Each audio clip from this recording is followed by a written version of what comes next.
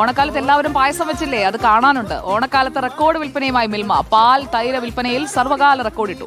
38 ലക്ഷത്തിലധികം ലിറ്റർ പാലാണ് വിറ്റത്. 4 ലക്ഷം കിലോയ്ക്കടുത്ത് തൈരും വിറ്റു. സുനിഷ അയലൂർ നമുക്കൊപ്പം. Sunisha, good morning. ഓണാവേശം, നമ്മൾ ഓണാഘോഷം അതിലൂടെയൊക്കെ കടന്നുപോയി. ഇതാ മിൽമ പാല് വെച്ച് മലയാളി മുഴുവൻ പായസം വെച്ചെന്ന് തോന്നുന്നു. അതുപോലെ എല്ലാവരും വീട്ടിൽ പുളിശ്ശേരിയും ഉണ്ടാക്കിയെന്ന് തോന്നുന്നു. അതോടൊപ്പം മോര് കാച്ചിയതോ തൈരോ ഒക്കെയായിട്ട് എല്ലാം ചെലവായിട്ടുണ്ട്. മിൽമയ്ക്ക് സന്തോഷമുണ്ടാക്കുന്ന കണക്കല്ലേ ഇക്കുറി?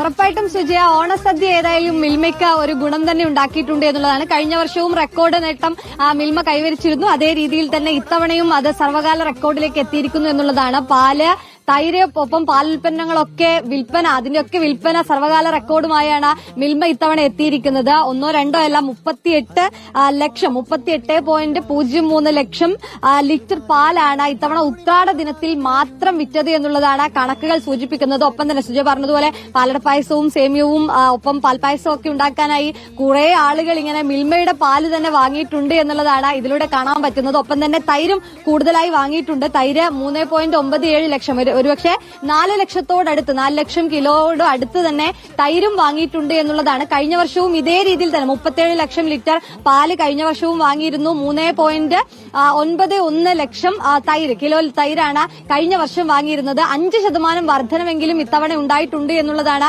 മികച്ച നേട്ടമായി മിൽമ പറയുകയും ചെയ്യുന്നത്. ഒപ്പം തന്നെ നെയ്യും, നമ്മൾ വിചാരിക്കും പായസത്തിലൊക്കെ നെയ്യൊക്കെ ചേർക്കുന്നുണ്ടല്ലോ, നെയ്യിലും വലിയ രീതിയിലുള്ളൊരു വിൽപ്പന ഉണ്ടായിട്ടുണ്ട് എന്നുള്ളതാണ് മിൽമ പറയുന്നത്. സപ്ലൈകോയുടെ ഒക്കെ വലിയ കിറ്റൊക്കെ കിട്ടിയിരുന്നു, പലർക്കും കിറ്റൊക്കെ കൊടുത്തിരുന്നു. ആ കിറ്റിലൊക്കെയും ഈ പറഞ്ഞതുപോലെ നെയ്യൊക്കെ ഉണ്ടായിരുന്നു. അങ്ങനെ നെയ്യ് പോയ കൂട്ടത്തിലും റെക്കോർഡ് മനസ്സിലാക്കാൻ കഴിയും. ഈ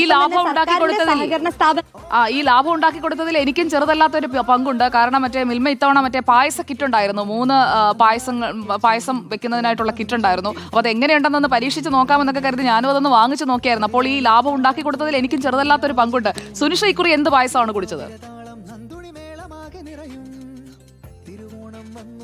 സുജയ, പാലട പായസം തന്നെ, ഒരു സംശയവും ഇല്ല. ഒന്നാമത് തിരുവനന്തപുരത്തുകാരെ സംബന്ധിച്ചിടത്തോളം ഒരു 3 പായസമെങ്കിൽ അത് മസ്റ്റ് ആണല്ലോ. അതിലൊന്ന് ഈ ബോളിയും പാലട പായസം അല്ലെങ്കിൽ സേമിയ പായസം ആയതുകൊണ്ട് കൃത്യമായി ഞങ്ങളും പറയും, ഞങ്ങൾക്കും ഇതിൽ ഭാഗമുണ്ട്. അതായത് ഈ മിൽമയ്ക്ക് ഇത്തരത്തിൽ ഈ വിൽക്കാൻ ഇത്രയധികം റെക്കോർഡ് ഭേദിക്കാൻ കാരണമായതിൽ ഞങ്ങളും ഉണ്ട് എന്നുള്ളതാണ്. കാരണം പ്രധാനമായിട്ടും തിരുവനന്തപുരത്ത് ഉറപ്പായിട്ടും ഈ പാലടയോ അല്ലെങ്കിൽ ഈ സേമിയോ പാൽ ഉപയോഗിച്ചിട്ടുള്ള ഒരു പായസം അത് മസ്റ്റ് ആണ് എന്നുള്ളതാണ്. അതുകൊണ്ട് ഞങ്ങളും ഇതിൽ പങ്കാളികളാണ് എന്നുള്ള സുജയ. ഒരുപക്ഷെ ഈ പറയുന്ന എല്ലാവരും ഇതിൽ പങ്കാളികളായിട്ടുണ്ടാവും. ഒരാളെങ്കിലും നമ്മളൊക്കെ കൂടി കുടിച്ച് സഹായിച്ചത് കൊണ്ടാണ്.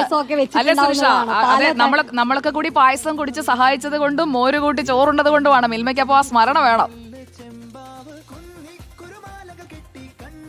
ഉറപ്പായിട്ടും മിൽമ അത് സ്മരിക്കുകയും ചെയ്യുന്നുണ്ട് സുജി. അതായത് മിൽമയുടെ ചെയർമാൻ പറഞ്ഞത് ഏതായാലും ഈ സമയത്തും വിശ്വാസത്തിലെടുത്ത് മിൽമയുടെ പ്രൊഡക്റ്റ് വാങ്ങിയതിന് എല്ലാ ഉപഭോക്താക്കളോടും നന്ദിയും പറഞ്ഞിട്ടുണ്ട് chairman. Okay, thank you Sunisha. അപ്പോൾ അവിട്ടം കൂടി കളറാക്കിക്കോളൂ. സുനിഷയുടെ അവിട്ടം ദിന പരിപാടികളൊക്കെ കാണാൻ പ്രേക്ഷകർ കാത്തിരിക്കുകയാണ്.